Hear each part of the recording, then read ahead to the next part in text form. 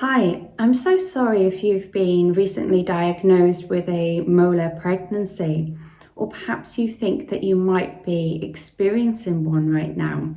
Now, this video is all about explaining what happens, what causes a molar pregnancy, and also about you and how you're feeling too.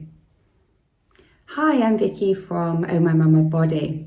Now, I'm here to support women and guide women through pregnancy and miscarriage based on my own experiences to give you comfort and support when you need it the most.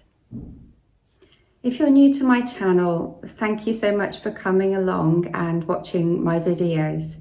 Please do remember to subscribe because I post 1 to 2 videos every week and provide loads more information and support for you. Unfortunately, around 1 in 700 pregnancies is a molar pregnancy.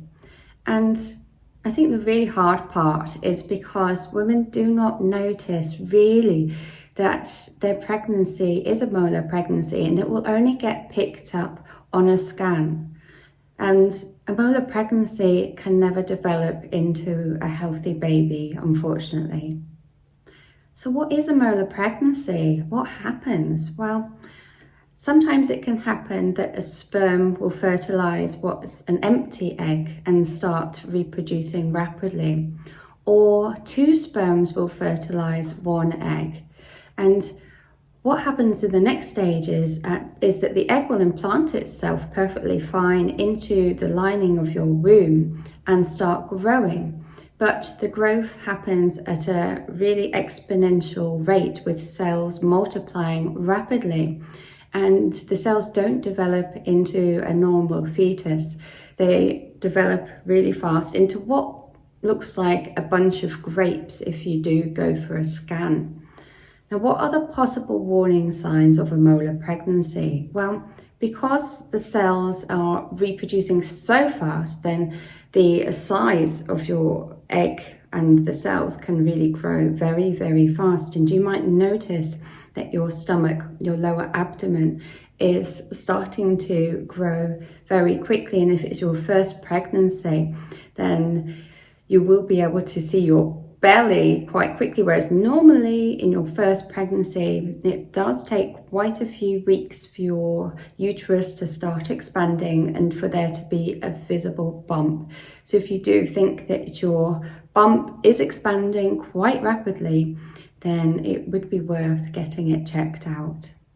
Because a molar pregnancy does attach itself into the lining of your womb and start growing rapidly, then it would be quite hard to realise that things aren't normal with your pregnancy, which is why it might first only get picked up when you go for a scan. However, if you are experiencing things like vaginal bleeding, any type of red bleeding during pregnancy, should always get checked by a doctor, no matter what. Always go and get it checked by a doctor. Another possible sign could be that you're feeling really, really sick. I mean, morning sickness does come anyway, usually in the first trimester. If you're feeling morning sickness that really doesn't give you a break, you're feeling sick all day long and really can't hold much down, then really go and check with a doctor about that too, because it is a possible sign that perhaps you could have a molar pregnancy. It's not necessarily a sign, as some women do experience this hyperemesis during pregnancy. Hyperemesis is excessive vomiting and sickness. It just really depends on how your body is coping with pregnancy hormones. So if you do have any worries whatsoever, call your doctor and ask your doctor if you can get an early scan, because it's in your right to go and get things checked out if you are worried. Now, ladies, what's so important is that you know that it really isn't your fault. It isn't your fault that you've had a molar pregnancy, that things haven't developed properly. And I know it comes as a huge, massive shock when you go for a scan and you've been so excited about your baby, of course you have, and that you're pregnant, only to find out that your baby isn't there, okay? Now, it's so important that you take time to grieve for your loss, because it is a loss. It doesn't matter what anyone else refers to your baby as, and medical terms can be very cruel, like saying just a bunch of cells, because it isn't just a bunch of cells.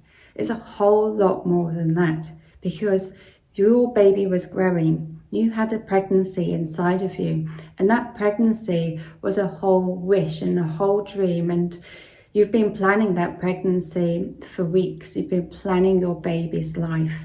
So you are allowed to grieve for your lost baby.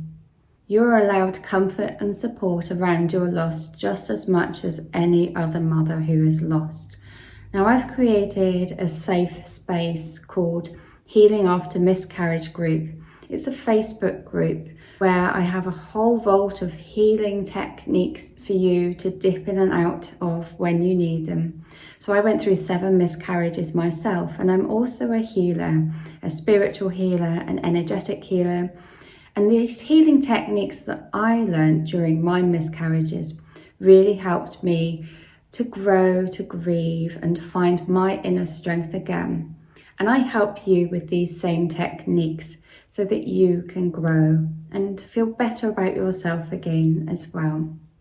So go and find out about my Facebook group. You need to click down in the details area below this video to find out more information. I've also got lots of help and support on my website, on my Oh My Mama Body website. It's there for you because I really understand that it's such a shock, and you need to go through your cycle of grief and start to heal again so that you can feel whole again and better about yourself from the inside out. Always reach out. I'm always here for you if you've got any questions and would like to chat. Sending you lots of love. Bye for now.